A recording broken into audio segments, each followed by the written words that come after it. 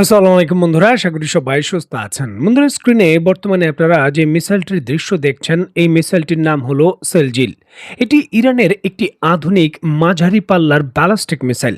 এটি ইরানের নিজস্ব প্রযুক্তিতে তৈরিকৃত ২ স্তর বিশিষ্ট সলিড ফিউল বা কঠিন জ্বালানি চালিত মিসাইল, যা ২০০৮ সালে সর্বপ্রথম উন্মোচিত করা হয়। দেখুন, ইরানের এই মিসাইলটি লিকুইড ফুয়েল মিসাইল যেমন শাহাব 3 তুলনায় অনেক বেশি উন্নত, কারণ সলিড ফিউলের কারণে লঞ্চিংয়ের যে প্রস্তুতি সেটা দ্রুত কয়েক মিনিটের মধ্যেই সম্ভব। এছাড়াও এটি একটি রোড মোবাইল লঞ্চার বা চলমান লঞ্চার সিস্টেম থেকে উৎক্ষেপণ করা যায়। এই মিসাইলগুলোর রেঞ্জ ২০০০ থেকে ২৫০০ কিলোমিটার, আর এর ফলে ইরান খুব সহজেই তার মূল ভূখণ্ড থেকে ইসরায়েলের যে কোনো টার্গেটে আক্রমণ করতে পারে এই মিসাইলটি দিয়ে। দেখুন, এই মিসাইলগুলোর ওজন ২৩,৬০০ কেজি বা ২৩.৬ টন। এটির দৈর্ঘ্য ১৮ মিটার এবং ব্যাস ১.২৫ মিটার। ওয়ারহেডের ওজন ৭০০ থেকে সর্বোচ্চ ১,০০০ কেজি। নতুন ভেরিয়েন্টে এই পরিমাণ প্রায় ১,৫০০ কেজি বা ১.৫ টনের মতো হয়ে থাকে। দেখুন, এখানে বিভিন্ন ধরনের অ্যামিউনিশন ব্যবহার করা যায়। থেকে শুরু করে ক্লাস্টার অ্যামিউনিশনও ব্যবহারের রেকর্ড রয়েছে। দেখুন, এই মিসাইলটির সবথেকে শক্তিশালী দিক হলো এর গতি, কারণ রিএন্ট্রি ড্রাইভিং ফেজে এর গতি থাকে মাক ১৩ থেকেও বেশি, মানে ঘন্টায় প্রায় ১৬,০০০ কিলোমিটার বা তার বেশি। এত দ্রুত এবং শক্তিশালী ক্ষেপণাস্ত্র ব্যবস্থা প্রতিহত করার জন্য যুক্তরাষ্ট্র এবং ইসরায়েলের কাছে কোনো আকাশ প্রতিরক্ষা ব্যবস্থা নেই। দেখুন, এর পূর্বে এই মিসাইলগুলো ২,০০০ কিলোমিটার দূর থেকে ৫০ মিটারের মধ্যে নিখুঁতভাবে আঘাত করতে পারত। সেটা সেলজিল 1-এ। সেলজিল 2-তে উন্নত গাইডেন্স সিস্টেম ব্যবহারে এটা ১০ মিটারে নেমে এসেছে। তবে নতুন করে চীনের গাইডেন্সে তৈরি করা সেলজিল 3-তে এটি ২,০০০ কিলোমিটার থেকে মাত্র ৩ থেকে ২ মিটারের মধ্যেই নিখুঁতভাবে হিট করতে পারে।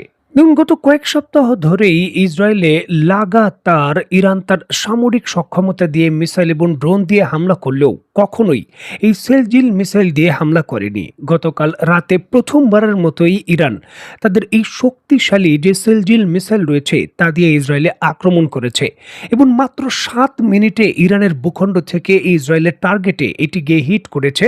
এবং ইসরায়েলের কোনো আকাশ প্রতিরক্ষা ব্যবস্থা বা যুক্তরাষ্ট্রের কোনো আকাশ প্রতিরক্ষা ব্যবস্থা এই সেলজিল প্রতিহত করবে তো দূরের কথা, এটাকে শনাক্তই করতে পারেনি। তারা বুঝতেই পারেনি যে কি ধরনের অস্ত্র দিয়ে ইরান হামলা করলো এবং চোখের পলকে এসে হিট করে ফেললো। পরবর্তী সময় ইরান যখন নিশ্চিত করেছে যে এটা আমাদের শক্তিশালী সেলজিল মিসাইল, প্রথমবার তোমাদের চমক দেওয়ার জন্য আমরা ব্যবহার করেছি, তখন কিন্তু তারা বুঝতে পেরেছে যে ৭ মিনিটের মধ্যে একটি মিসাইল কি করে এসে ইসরায়েলের ভূখণ্ডে আঘাত করে ইসরায়েলের অত্যন্ত গুরুত্বপূর্ণ কয়েকটি সামরিক স্থাপনা উড়িয়ে দিয়েছে।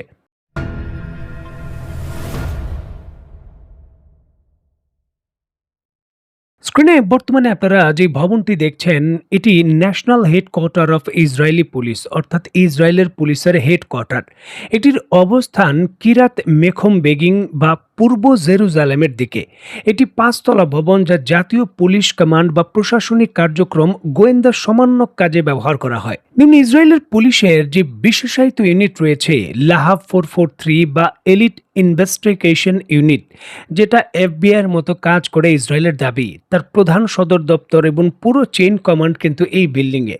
ইরান যখন তার প্রথম সেলজিল মিসাইল ব্যবহার করেছে, তখন এই হেডকোয়ার্টারে ব্যবহার করেছে এবং হেডকোয়ার্টারটি উড়িয়ে দিয়েছে।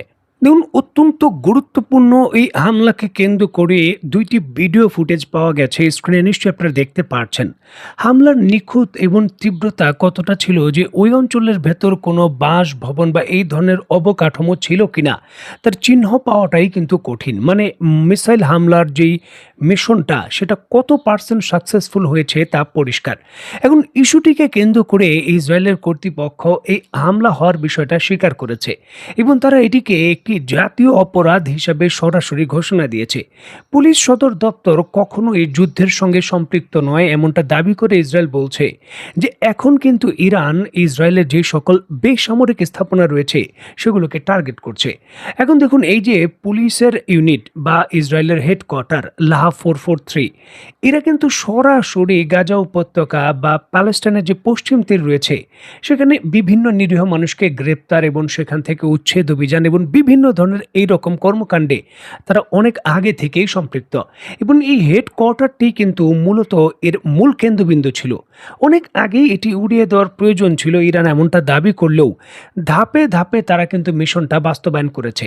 প্রথম দিকে ইসরায়েলের আকাশ প্রতিরক্ষা ব্যবস্থাগুলোকে নষ্ট করা, তারপর সামরিক গুরুত্বপূর্ণ স্থাপনা, তারপর রাজনৈতিক নেতৃবৃন্দের বাড়ি, তারপর বিভিন্ন ধরনের লজিস্টিক সাপোর্ট যেগুলো কমিউনিকেশন হাব হিসাবে ব্যবহার করা হয় সেগুলোকে গুড়িয়ে দেওয়া। আর এখন কিন্তু যেই সকল অন্যান্য নিরাপত্তার স্বার্থে ইসরায়েলের অন্যান্য বেসামরিক বা আধা সামরিক বাহিনী রয়েছে তাদের টার্গেট করা হচ্ছে। আর এর অংশ হিসাবেই কিন্তু পুলিশ হেডকোয়ার্টারটিকে উড়িয়ে দেওয়া হয়েছে।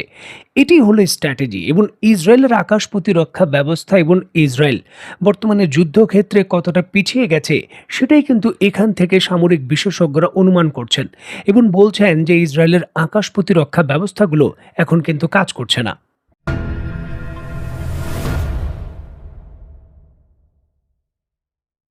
স্ক্রিনে বর্তমানে আপনারা যে স্যাটেলাইট স্টেশনটির দৃশ্য দেখছেন এটি ইসরায়েলের অন্যতম বড় স্যাটেলাইট স্টেশন এবং অন্যতম প্রধান। বিভিন্ন ধরনের গোয়েন্দা তথ্য স্যাটেলাইট থেকে এর মাধ্যমে ইসরায়েল পায়।